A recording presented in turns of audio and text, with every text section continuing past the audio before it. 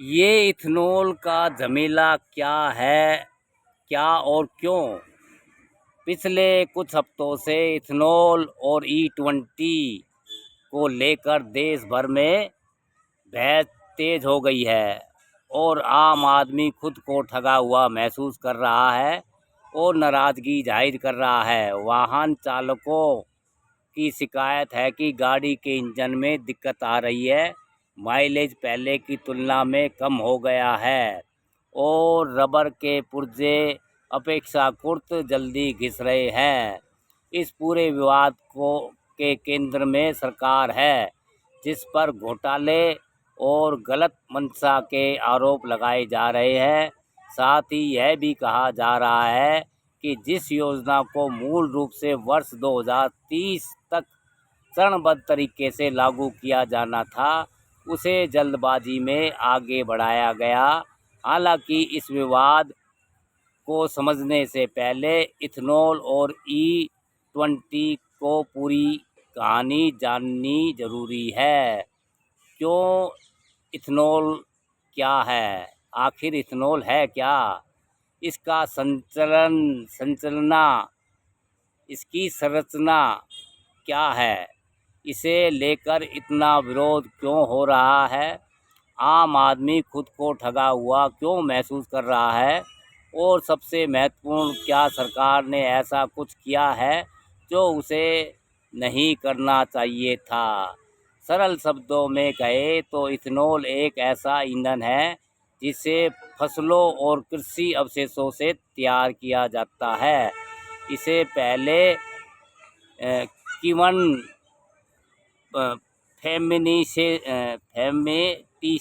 फेमेटिशन की प्रक्रिया से गुजारा जाता है, फिर आसवन, डिस्टिलेशन और शुद्धिकरण, प्यूरिफिकेशन किया जाता है। कुल मिलाकर यह फसलों से बनने वाला एक जैविक ईंधन है। इसके बाद इसे पेट्रोल में मिलाकर 2 पहिया और 4 पहिया वाहन सहित विभिन्न वाहनों में इस्तेमाल किया जाता है। भारत इस ईंधन का उपयोग करने वाला पहला देश नहीं है। ब्राज़ील, अमेरिका और यूरोप के कई देशों में लंबे समय से इथेनॉल मिश्रित पेट्रोल का उपयोग वाहनों में किया जा रहा है।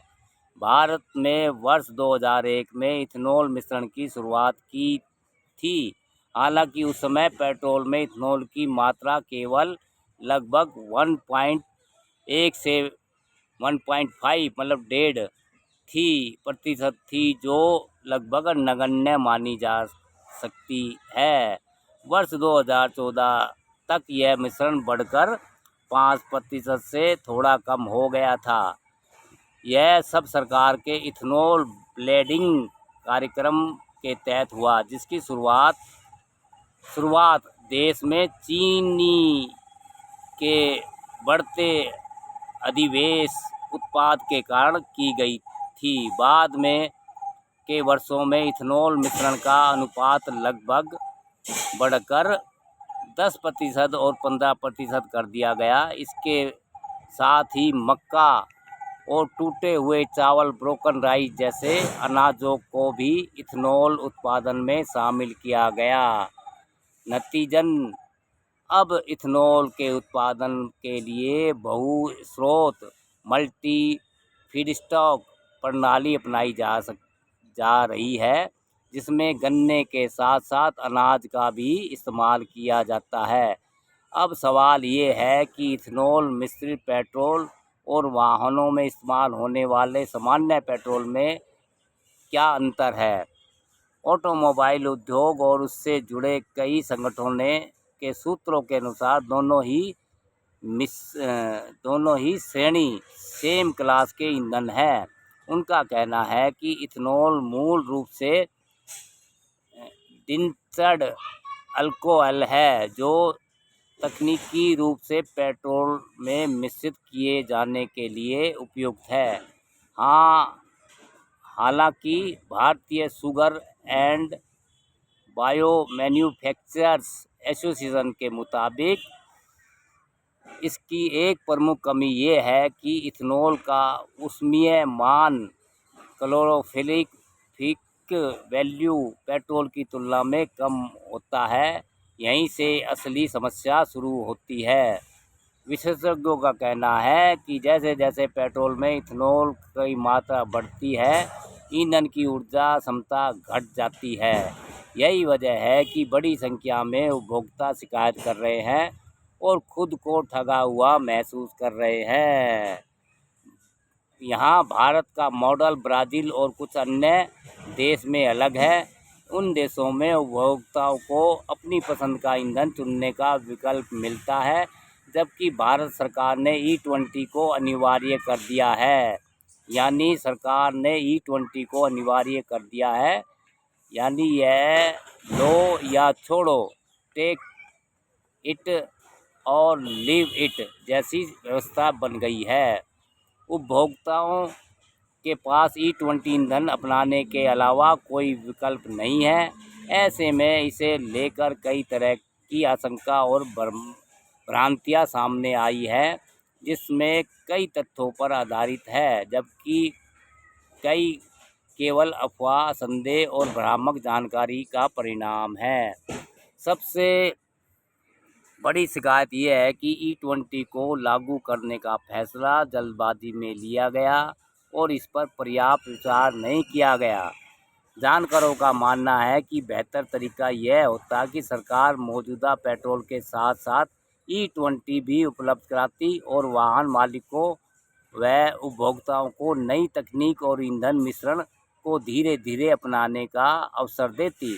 इससे लोग अपनी इच्छा से इसे स्वीकार करते, बजाय इसके कि इसे अनिवार्य रूप से कर उन पर लागू किया जाता। सरकार की ओर से भी यह अपेक्षा की जा रही थी कि E20 को लेकर उपभोक्ताओं के बीच जागरूकता अभियान चलाती, उन्हें इसकी कार्यप्रणाली और लाभों के बारे में विस्तार से जानकारी देती तथा इसमें जुड़ी भ्रांतियाँ और आशंकाओं को दूर करती। हालांकि यह भी सच है कि E20 की शुरुआत पिछले वर्ष ही हो चुकी थी, जबकि इसे लेकर विवाद और विरोध पिछले 2 महीनों में ही तेज हुआ है।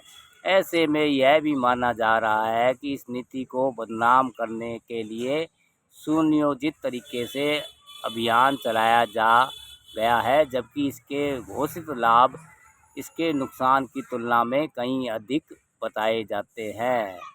E20 का सबसे बड़ा फायदा माना जा रहा है कि इससे भारत आयातित कच्चे तेल पर अपनी निर्भरता कम कर सकेगा और घरेलू स्तर पर ईंधन उत्पादन को बढ़ावा मिलेगा। इससे विदेशी मुद्रा को भी बड़ी बचत होगी और दूसरी ओर उपभोक्ताओं का कहना है कि उन्हें कम माइलेज और इंजन के प्रदर्शन में गिरावट जैसी समस्याओं का सामना करना पड़ रहा है। विशेषज्ञों का कहना है कि इन शिकायतों में कुछ हद तक सच्चाई है।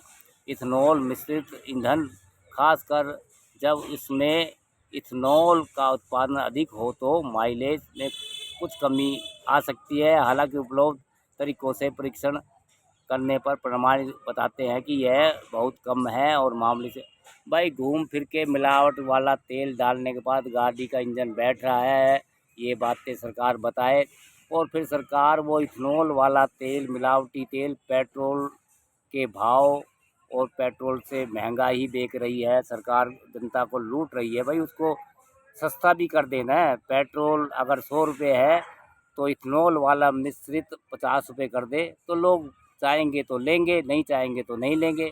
पर सरकार को तो हर चीज़ में मुर्दे के कफन में और सब में फ़ायदा चाहिए। हिंदू मुस्लिम ये चलता रहेगा और भैया ये लोग ऐसी जनता को भ्रमित करते रहेंगे। चंदा चोरी कहीं कुछ चलता रहेगा दोस्तों। इथेनॉल का सम्मेलन। हाँ।